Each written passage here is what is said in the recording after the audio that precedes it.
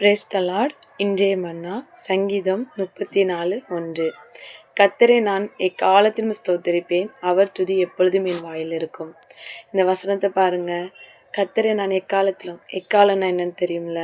நம்ம கஷ்டப்படுற நேரத்தில், சந்தோஷமா இருக்கிற நேரத்தில், எல்லா நேரமும் அந்த சங்கீதக்காரன் இப்படியா சொல்லுகிறான், நான் கர்த்தரை நான் எக்காலத்திலும் ஸ்தோத்தரிப்பேன்.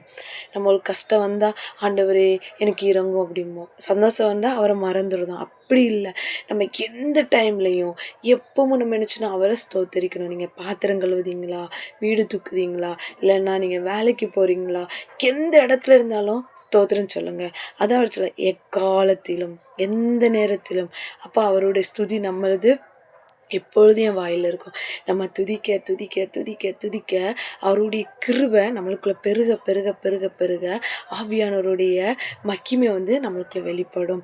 அதான் அவன் பைபிளில் இருக்குது, சத்ருவானவன் அவன் என்ன சொல்லுவான், துதிக்கு பயப்படுகிறவனாக இருக்கிறான்.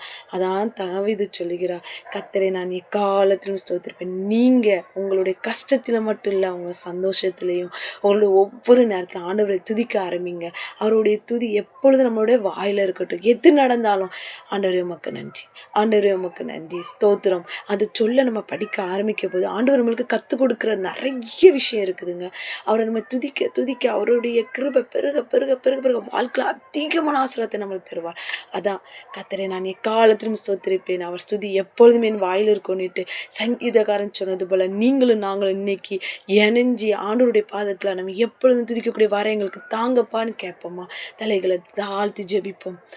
ஆண்டவரே, இந்த நாளுக்காக நன்றி, நீர் கொடுத்த இந்த வசனத்துக்காக நன்றியப்பா. உண்மை நாங்கள் எக்காலத்திலும் ஸ்தோத்திரிக்க கிருபையும் பலனும் எங்களுக்கு தந்து எங்களை ஆசீர்வதித்து எங்களை வழிநடத்துமாறு ஜெபிக்கிறோம் நல்ல பிதாவே, ஆமேன்.